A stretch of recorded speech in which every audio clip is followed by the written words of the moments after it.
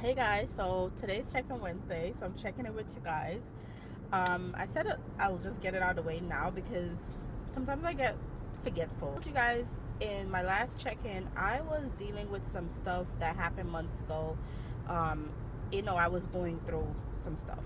What I was going through was that I had lost my job back in February.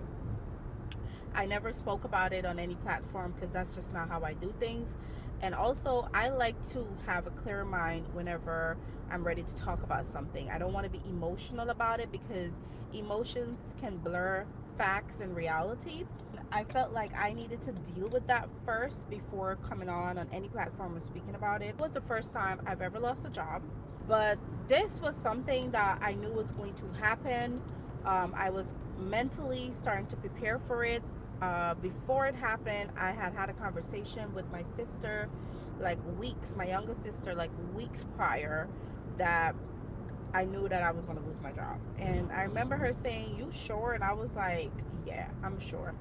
I know the environment in which I work in, and I know the kind of people I work with, so I know this is going to happen." The day that it happened was February the 20th to be exact. I went into work and I called her like about 4 hours before everything happened. I said, "Do you remember what we talked about?" And she was like, "Yes, it's happening today." And she was like, "You sure again?" I was like, "Yes, I'm telling you 100% sure." Anyways, it happened. I'm not going to go too detail in this video about it, but if you guys do want me to talk about it more in another video, I will. I will just simply say that the environment in which I had worked in was not a very healthy environment. It was one of the most toxic work environments I had ever had in my life. On top of that, it was affecting my mental health and how I felt productive. I didn't actually wanted to go there, so I knew that was the immediate sign that that was not the place for me. I'm always on time, always chipper, ready to go in to start my day. I didn't feel like that working there, but I stuck out with it because we are adults and there's things happening in our lives like bills, responsibilities, all those things, and I put those things first, forgetting to check in with my mental health. Now, the reason I'm saying this is because 2 years ago, prior to taking this job, this position that I had got let go from, I had worked for my previous company for almost 8 to 9 years. And I came into interaction with someone who affected my mental health to the point that it put me in such a bad place. People that I barely knew were telling me how I looked like someone stole my joy. And when I say barely knew, like people randomly worked in the same environment would walk up to me and tell me this. I remember this one girl telling me this, like literally, she's like, "I don't know you. I see you all the time. You're always chipper, but something happened to you because you don't look like the same person. You don't seem happy anymore." And I'm thinking to myself, I don't feel like I walk around with a mean face because I rarely do. I just have a face where it's like I'm going through my day, and I guess my aura was totally different. And I left that job because of how it was affecting my mental health and my peace. Sometimes God puts you in a position for you to see that you're deserving or more, and we tend to do the opposite, and then we're like, "Well, God, I need a sign." He gave me the signs. I just didn't listen. But you know the statement, one rejection is a redirection. And this was a redirection for me.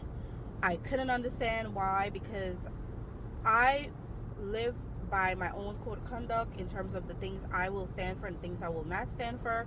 And I'm like, always going to be a human being first, because at the end of the day, I gotta sleep at night with my conscience. And I know I did everything right in my job to the best of my capability, but I also knew that I was surrounded by people who didn't care about that. And it's rare you find that in a work environment. Like 99.9% of the people are exactly alike.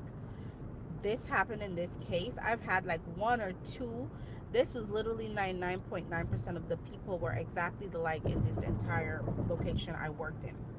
So I felt like a sheep surrounded by wolves.